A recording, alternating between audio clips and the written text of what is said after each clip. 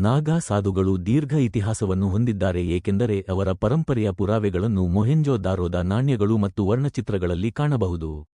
ಈ ಪ್ರಾಚೀನ ತುಣುಕುಗಳು ನಾಗಾ ಸಾಧುಗಳು ಪಶುಪತಿನಾಥ ರೂಪದಲ್ಲಿ ಶಿವನನ್ನು ಪೂಜಿಸುವುದನ್ನು ಚಿತ್ರಿಸುತ್ತದೆ. ನಾಗಾ ಸಾಧುಗಳು ತಮ್ಮ ತೀವ್ರವಾದ ಆಧ್ಯಾತ್ಮಿಕ ಅಭ್ಯಾಸಗಳು ಮತ್ತು ಲೌಕಿಕ ಆಸ್ತಿಗಳ ಸಂಪೂರ್ಣ ಪರಿತ್ಯಾಗಕ್ಕೆ ಹೆಸರುವಾಸಿಯಾದ ಪೂಜ್ಯ ತಪಸ್ವಿಗಳಾಗಿದ್ದಾರೆ.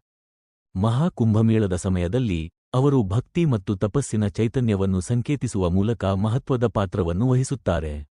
ಅವರ ಉಪಸ್ಥಿತಿಯು ಜಾತ್ರೆಗೆ ಒಂದು ಅತೀಂದ್ರಿಯ ಆಯಾಮವನ್ನು ನೀಡುತ್ತದೆ, ಯಾತ್ರಿಕರು ಮತ್ತು ಪ್ರವಾಸಿಗರನ್ನು ಸಮಾನವಾಗಿ ಆಕರ್ಷಿಸುತ್ತದೆ.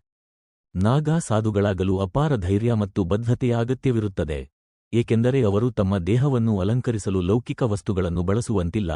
ಬದಲಾಗಿ, ಅವರು ತಮ್ಮ ಮೇಲೆ ಬೂದಿಯನ್ನು ಹಚ್ಚಿಕೊಳ್ಳುತ್ತಾರೆ, ಅದು ಅವರ ಅಲಂಕಾರದ ರೂಪವಾಗುತ್ತದೆ. ನಾಗಾ ಸಾಧುಗಳು ದೇಹವನ್ನು ಸಂಪೂರ್ಣವಾಗಿ ಆವರಿಸದ ಕೇಸರಿ ಬಟ್ಟೆಯನ್ನು ಹೊರತುಪಡಿಸಿ ಯಾವುದೇ ಬಟ್ಟೆಗಳನ್ನು ಧರಿಸುವುದಿಲ್ಲ.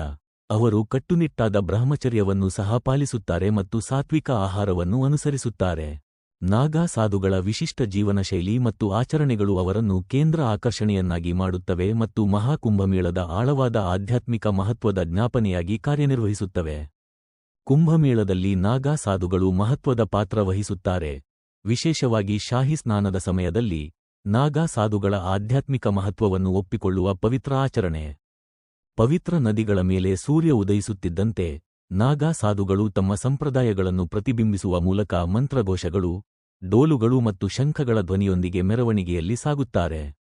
ನಾಗಾ ಸಾಧುಗಳ ಮೂಲವು ಪ್ರಾಚೀನ ಭಾರತಕ್ಕೆ ಹಿಂದಿನದು. ಅವರು ಸನಾತನ ಧರ್ಮವನ್ನು ರಕ್ಷಿಸಲು ಯೋಧ ತಪಸ್ವಿಗಳಾಗಿ ಸ್ಥಾಪಿಸಲ್ಪಟ್ಟರು.